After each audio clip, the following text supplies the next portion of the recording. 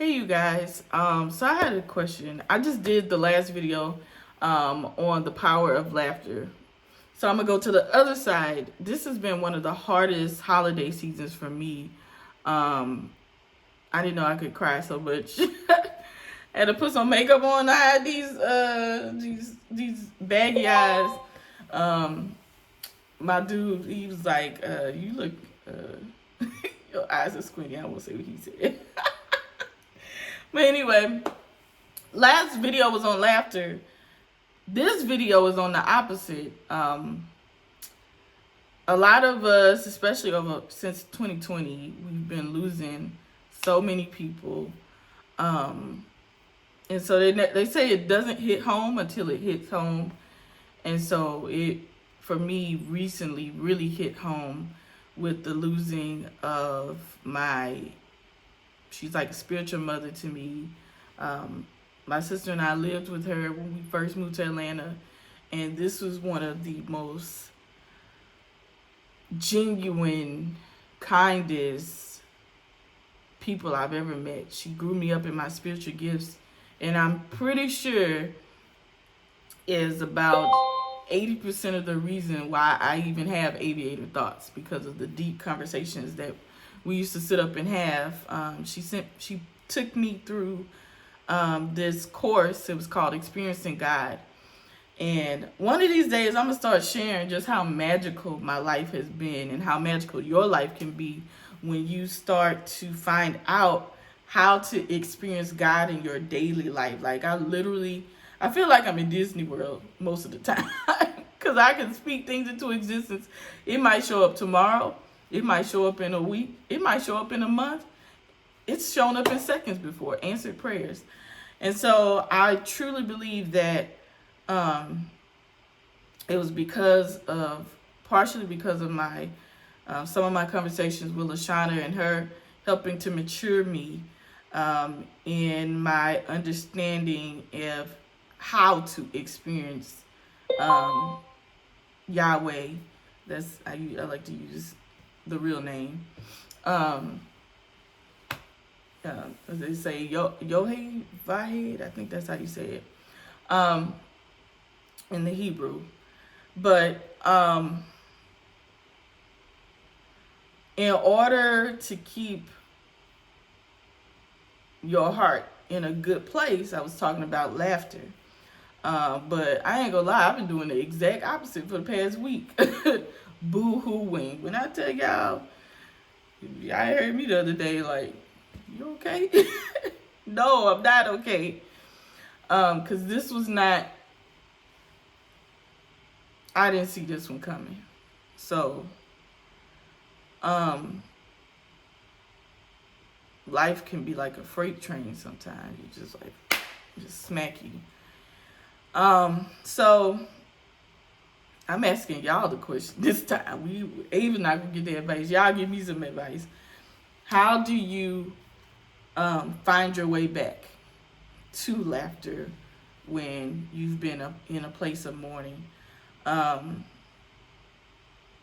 so I've been finding that things happen in waves, kind of like water.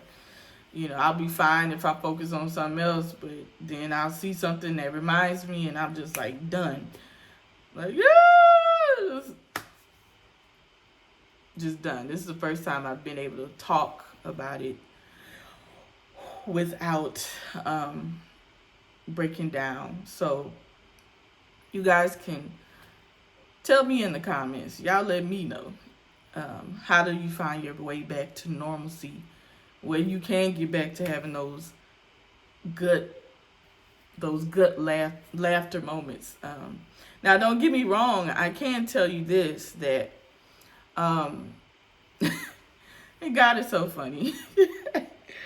Last night, we were doing a virtual memorial for Lashana, and afterwards, I was done. I was just like, my face was covered in tears, and I went in the back, and my mom had FaceTimed me, and I didn't know, so I called her back.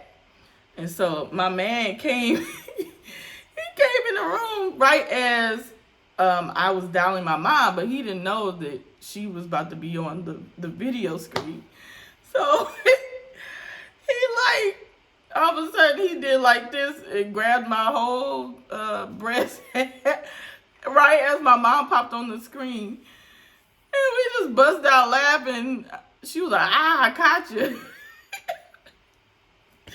So I went from like boo-hooing to cracking up laughing. I'm like, these emotions are all over the place. It was his face though, because he was like, he got caught red-handed. So that's one of the ways that I feel like I've been getting through this is feel exactly what you feel and release it. A lot of people don't release it, and so it may express itself in other ways. If you don't release the emotions, they get trapped in your body, literally. And it can actually cause you to get sick. So definitely make sure that you have all your emotions. Men, stop trying to be strong. Crying is not weakness. Women actually don't see it that way. Now, we don't want you to cry every day because we're going to think something wrong with you. But it's strong for you as a man to be emotionally intelligent enough to understand when there's been somebody in your life that has affected you to the point where you can show your emotions and be vulnerable. And another thing that really stood out to me, especially on this virtual memorial for Lashana, was how there were people of all nationalities, old men, old women, young women. There were, like older white men crying about Lashana, and there was, young black women crying about Lashana. And I was like, wow,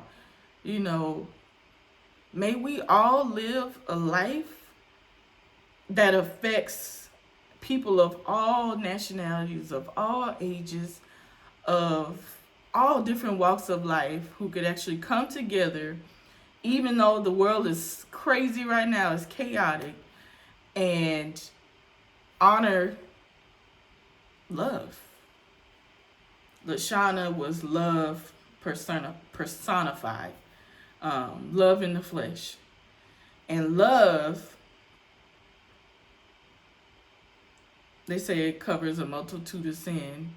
It also erases decades of hate.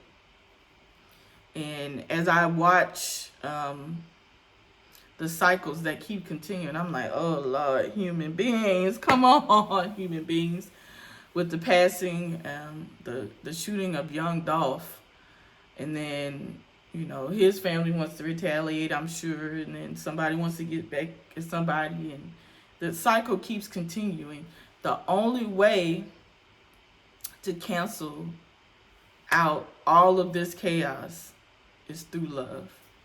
And so I'm praying that as a people, we get back to the basics.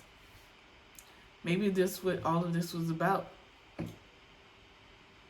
Is getting back. We've gone so far left. And maybe we had to go that far left to see how wrong and how much error we've been in order for us to come back to love. So that's my Aviator thought. I'll see y'all later.